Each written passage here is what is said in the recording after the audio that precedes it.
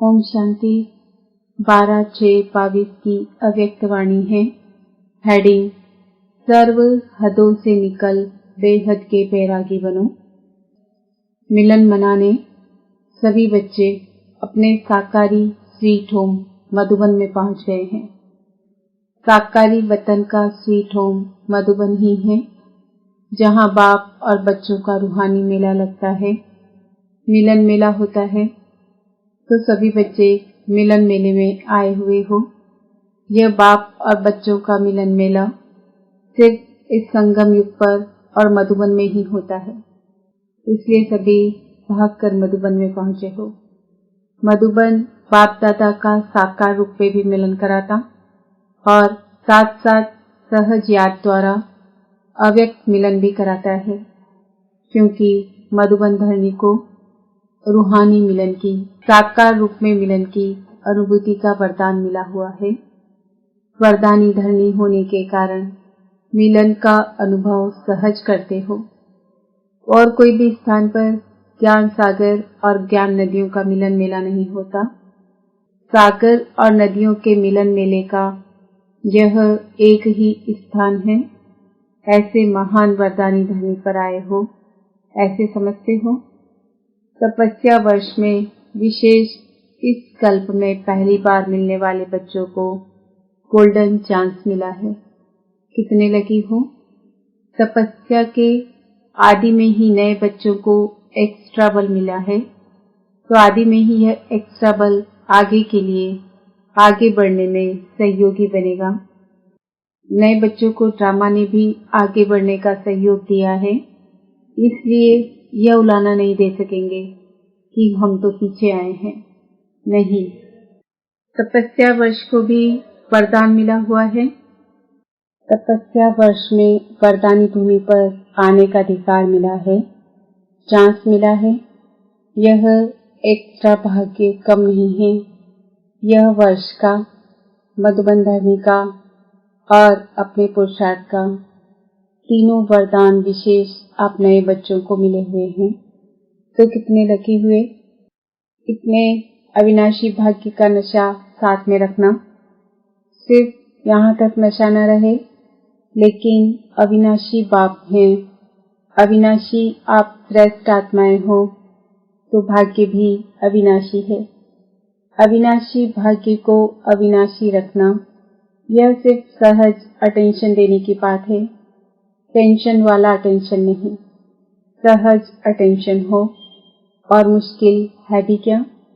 मेरा बाबा जान लिया, मान लिया, तो जो जान लिया, मान लिया, अनुभव कर लिया, अधिकार प्राप्त हो गया, फिर मुश्किल क्या है। सिर्फ एक ही मेरा बाबा यह अनुभव होता रहे, यही फुल नॉलेज है। एक बाबा शब्द में सारा आदि मध्य अंत का ज्ञान समाया हुआ है, क्योंकि बीज है ना। बीज में तो सारा झाड़ समाया हुआ होता है ना। विस्तार भूल सकता है, लेकिन सार एक बाबा शब्द, यह याद रहना मुश्किल नहीं है। सदा सहज है ना, कभी सहज कभी मुश्किल नहीं। सदा बाबा मेरा है कि कभी कभी मेरा है। जब सदा बाबा मेरा है तो याद भी सदा सहज है, कोई मुश्किल बात नहीं। भगवान ने कहा आप मेरे और आपने कहा आप मेरे, फिर क्या मुश्किल है। इसलिए विशेष नए बच्चे और आगे बढ़ो। अभी भी आगे बढ़ने का चांस है। अभी फाइनल समाप्ति का बिल्कुल नहीं बचा है, इसलिए उड़ो, औरों को भी उड़ाते चलो। इसकी विधि है वेस्ट, अर्थात व्यर्थ को बचाओ। बचत का खाता, जमा का खाता पढ़ाते चलो, क्योंकि 63 जन्म से बचत नहीं की है, लेकिन गंवाया है। सभी खाते व्यर्थ गंवाकर खत्म कर दिया है। श्वास का खजाना भी गंवाया, संकल्प का खजाना भी गंवाया, समय का खजाना भी गंवाया, गुणों का खजाना भी गंवाया, शक्तियों का खजाना भी गंवाया, ज्ञान का खजाना भी गंवाया। कितने खाते खाली हो गए। अभी इन सभी खातों को जमा करना है। जमा होने का समय भी अभी है और जमा करने की विधि भी बाप द्वारा सहज मिल रही है। विनाशी खजाने खर्च करने से कम होते हैं, फूटते हैं, और यह सब खजाने जितना स्व के प्रति और औरों के प्रति शुभ वृत्ति से कार्य में लगाएंगे उतना जमा होता जाएगा, बढ़ता जाएगा। यहाँ खजानों को कार्य में लगाना यह जमा की विधि है, वहाँ रखना जमा करने की विधि है, और यहाँ लगाना जमा करने की विधि है। फर्क है।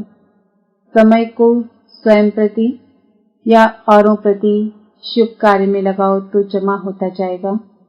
ज्ञान को कार्य में लगाओ, ऐसे गुणों को, शक्तियों को जितना लगाएंगे उतना बढ़ेगा। यह नहीं सोचना जैसे वह लॉकर में रख देते हैं और समझते हैं बहुत जमा है। ऐसे आप भी सोचो, मेरी बुद्धि में ज्ञान बहुत है, गुण भी मेरे में बहुत है, शक्तियां भी बहुत है। लॉकअप करके नहीं रखो, यूज करो। समझा? जमा करने की विधि क्या है? कार्य में लगाना। स्वयं प्रति भी यूज करो, नहीं तो लूज हो जाएंगे। कई बच्चे कहते हैं कि सर्व खजाने मेरे अंदर बहुत समाये हुए हैं, लेकिन समाये हुए की निशानी क्या है? समाये हुए हैं अर्थात जमा है, तो उसकी निशानी है स्व प्रति व औरों के प्रति समय पर काम में आए। काम में आए ही नहीं और कहे बहुत जमा है, बहुत जमा है, तो इसको यथार्थ जमा की विधि नहीं कहेंगे। इसलिए अगर यथार्थ विधि नहीं होगी तो समय पर संपूर्णता की सिद्धि नहीं मिलेगी, धोखा मिल जाएगा, सिद्धि नहीं मिलेगी। गुणों को, शक्तियों को कार्य में लगाओ तो बढ़ते जाएंगे। तो बचत की विधि, जमा करने की विधि को अपनाओ, फिर व्यर्थ का खाता स्वतः ही परिवर्तन हो, सफल हो जाएगा। जैसे भक्ति मार्ग में यह नियम है कि जितना भी आपके पास स्थूल धन है तो उसके लिए कहते हैं दान करो, सफल करो तो बढ़ता जाएगा। सफल करने के लिए कितना उमंग उत्साह बढ़ाते हैं भक्ति में भी। तो आप भी तपस्या वर्ष में सिर्फ यह नहीं चेक करो कि व्यर्थ कितना गंवाया, व्यर्थ गंवाया वह अलग बात है, लेकिन यह चेक करो कि सफल कितना किया। जो सारे खजाने सुनाए, गुण भी है बाप की देन, मेरा यह गुण है, मेरी शक्ति है, यह स्वप्न में भी गलती नहीं करना। यह बाप की देन है तो प्रभु देन, परमात्मा देन को मेरा मानना यह महापाप है। कई बार कई बच्चे साधारण भाषा में सोचते भी हैं और बोलते भी हैं कि मेरे इस गुण को यूज नहीं किया जाता, मेरे में यह शक्ति है, मेरी बुद्धि बहुत अच्छी है, इसको यूज नहीं किया जाता है। मेरी कहाँ से आई, मेरी कहा और मेरी हुई। भक्ति में भी ये शिक्षा 63 जन्मों से देते रहे हैं कि मेरा नहीं मानो, तेरा मानो, लेकिन फिर भी माना नहीं। तो ज्ञान मार्ग में भी कहना तेरा और मानना मेरा, ये ठगी यहाँ नहीं चलती। इसलिए प्रभु प्रसाद को अपना मानना यह अभिमान और अपमान करना है। बाबा बाबा शब्द कहाँ भी भूलो नहीं। बाबा ने शक्ति दी है, बुद्धि दी है, बाबा का कार्य है, बाबा का सेंटर है, बाबा की सब चीजें हैं। ऐसे नहीं समझो मेरा सेंटर है, हमने बनाया है, हमारा अधिकार है। हमारा शब्द कहाँ से आया? आपका है क्या? गठरी संभाल कर रखी है क्या? कई बच्चे ऐसा नशा दिखाते हैं, हमने सेंटर का मकान बनाया है तो हमारा अधिकार है, लेकिन बनाया किसका सेंटर? बाबा का सेंटर है ना। तो जब बाबा को अर्पण कर दिया तो फिर आपका कहाँ से आया, मेरा कहाँ से आया? जब बुद्धि बदलती है तो कहते हैं मेरा है, मेरे मेरे ने ही मेला किया, फिर मेला होना है। जब ब्राह्मण बने तो ब्राह्मण जीवन का बाप से पहला वायदा कौन सा है? नयों ने वायदा किया है या पुरानों ने किया है? नए भी अभी तो पुराने होकर आए हो ना, निश्चय बुद्धि का फॉर्म भरकर आए हो ना। तो सबका पहला पहला वायदा है तन, मन, धन और बुद्धि सब तेरे। यह वायदा सभी ने किया है। अभी वायदा करने वाले हो तो हाथ उठाओ। जो समझते हैं कि आयवेल के लिए कुछ तो रखना पड़ेगा, सब कुछ बाप को कैसे दे देंगे, कुछ तो किनारा रखना पड़ेगा। जो समझते हैं कि यह समझदारी का काम है, वह हाथ उठाओ। कुछ किनारे रखा है, देखना, फिर यह नहीं कहना कि हमको किसने देखा, इतनी भीड़ में किसने देखा। बाप के पास तो टीवी बहुत क्लियर है, उससे छिप नहीं सकते हो, इसलिए सोच समझ कर के थोड़ा रखना हो, बल रखो। पांडव क्या समझते हो? थोड़ा रखना चाहिए। अच्छी तरह से सोचो। जिनको रखना है वे भी हाथ उठा ले बच जाएंगे, नहीं तो ये समय, यह सभा, यह आपका कान का हिलाना, यह सब दिखाई देगा। कभी भी मेरापन नहीं रखो। बाप कहा और पाप गया। बाप नहीं कहते तो पाप हो जाता है। पाप के वश होते फिर बुद्धि काम नहीं करती है। कितना भी समझाओ, कहेंगे नहीं, यह तो राइट है, यह तो होना ही है, यह तो करना ही है। बाप को भी रहम पड़ता है, क्योंकि उस समय पाप के वश होते हैं। बाप भूल जाता है तो पाप आ जाता है, और पाप के वश होने के कारण जो बोलते हैं, जो करते हैं, वह स्वयं भी नहीं समझते कि हम क्या कर रहे हैं, क्योंकि परवश होते हैं। तो सदा ज्ञान के होश में रहो, पाप के जोश में नहीं आओ। बीच बीच में यह माया की लहर आती है, आप नए इन बातों से बच करके रहना। मेरा मेरा में नहीं जाना। थोड़ा पुराने हो जाते हैं तो फिर यह मेरे मेरी की माया बहुत आती है। मेरा विचार, मेरी बुद्धि ही नहीं है, तो मेरा विचार कहाँ से आया? तो समझा। जमा करने की विधि क्या है?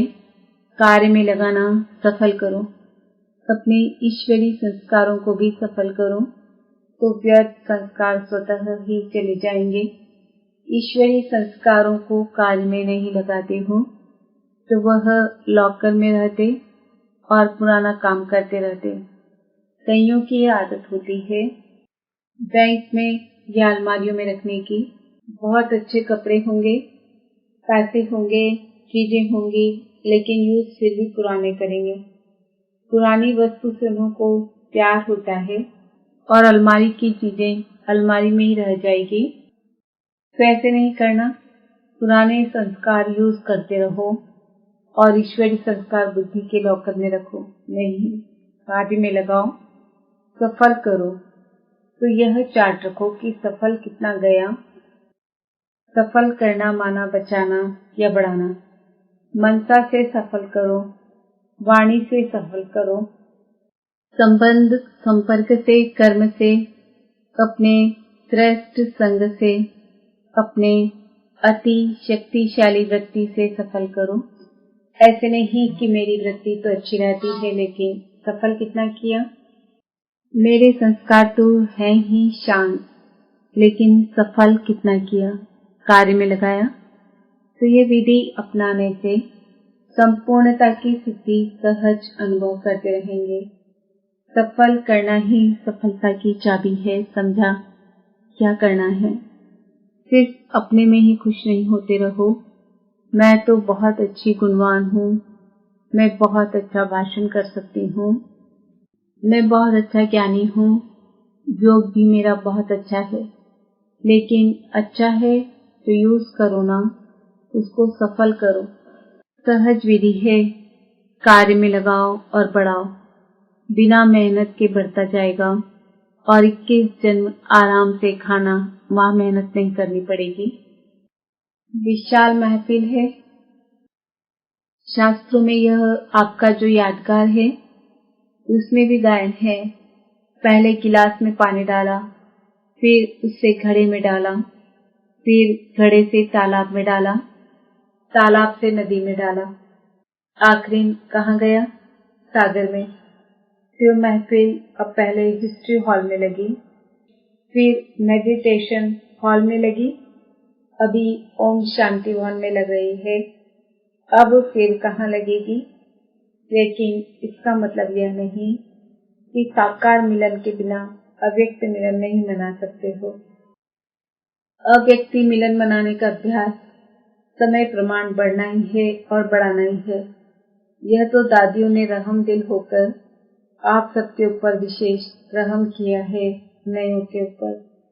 लेकिन अव्यक्त अनुभव को बढ़ाना यही समय पर कार्य में आएगा। देखो, नए नए बच्चों के लिए ही बाप दादा विशेष यह साकार में मिलन का पाठ अब तक बजा रहे हैं, लेकिन यह भी कब तक। सभी खुशी राजी हो, संतुष्ट हो, बाहर रहने में भी संतुष्ट हो, यह भी ड्रामा में पार्ट है। जब कहते हो सारा आबू हमारा होगा, तो वह कैसे होगा। पहले आप चरण तो रखो, फिर अभी जो धर्मशाला नाम है वह अपना हो जाएगा। देखो, विदेश में अभी ऐसे होने लगा है। चर्च इतने नहीं चलते हैं तो बीके को दे दी है। जो ऐसे बड़े बड़े स्थान है, चल नहीं पाते हैं तो ऑफर करते हैं ना, तो ब्राह्मणों के चरण पड़ रहे हैं जगह जगह पर।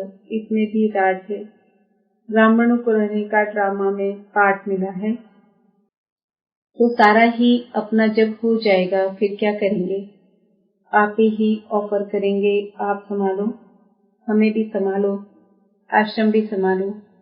जिस समय जो पाठ मिलता है उसमें राजी रह करके पाठ बजाओ। अच्छा, चारों ओर के सर्व मिलन मनाने के, ज्ञान रतन धारण करने के जातक आत्माओं को आकार रूप में व साकार रूप में मिलन मेला मनाने वाली श्रेष्ठ आत्माओं को, सदा सर्व खजानों को सफल कर सफलता स्वरूप बनने वाली आत्माओं को, सदा मेरा पापा और कोई हद का मेरापन अंश मात्र भी न रखने वाले ऐसे बेहद के वैरागी आत्माओं को, सदा हर समय विधि द्वारा संपूर्णता की सिद्धि प्राप्त करने वाले बच्चों को बाप दादा का याद, प्यार और नमस्ते। हम बच्चों का भी बाप दादा को याद, प्यार, गुड मॉर्निंग, नमस्ते, ओम शांति। सदैव कोई नई सीन होनी चाहिए ना। यह भी ड्रामा में नई सीन थी जो रिपीट हुई। यह सोचा था कि यह हॉल भी छोटा हो जाएगा। सदा एक सीन तो अच्छी लगती नहीं, कभी कभी की सीन अच्छी लगती है। यह भी एक रूहानी रौनक है, यह भी एक रूहानी रौनक है ना। इन सभी आत्माओं का संकल्प पूरा होना था, इसलिए यह सीन हो गई। यहाँ से छुट्टी दे दी, भले आओ। तो क्या करेंगे, अभी तो नए और बढ़ने हैं और पुराने तो पुराने हो गए। यहाँ से छुट्टी दे दी, भले आओ। तो क्या करेंगे, अभी तो नए और बढ़ने हैं और पुराने तो पुराने हो गए। जैसे उमंग से आए हैं वैसे अपने को सेट किया है, ये अच्छा किया है। विशाल तो होना ही है, कम तो होना है ही नहीं। जो विश्व कल्याणकारी का टाइटल है तो विश्व के आगे यह तो कुछ भी नहीं है। वृद्धि भी होनी है और विधि भी नए से नहीं होनी है। कुछ न कुछ तो विधि होती रहनी है। अभी वृत्ति पावरफुल होगी, तपस्या द्वारा वृत्ति पावरफुल हो जाएगी, तो स्वतः ही वृत्ति द्वारा आत्माओं की भी वृत्ति चेंज होगी। अच्छा, आप सब सेवा करते थकते तो नहीं हो ना, मौज में आ रहे हो, मौज ही मौज है। अच्छा, वरदान, श्रेष्ठ कर्म द्वारा दुआओं का स्टॉक जमा करने वाले चैतन्य दर्शनी मूर्त भव। जो भी कर्म करो उसमें दुआएं लो और दुआएं दो। श्रेष्ठ कर्म करने से सबकी दुआएं स्वतः मिलती है। सबके मुख से निकलता है कि यह तो बहुत अच्छे हैं। वाह, उनके कर्म ही यादगार बन जाते हैं। भल कोई भी काम करो लेकिन खुशी लो और खुशी दो, दुआएं लो, दुआएं दो। जब अभी संगम पर दुआएं लेंगे और देंगे तब आपके जड़ चित्रों द्वारा भी दुआएं मिलती रहेगी और वर्तमान में भी चैतन्य दर्शनी मूर्त बन जाएंगे। स्लोगन: सदा उमंग उल्लास में रहो तो आलस भी खत्म हो जाएगा। आज का समान है: मैं आत्मा चैतन्य दर्शनी मूर्त हूँ। ओम शांति।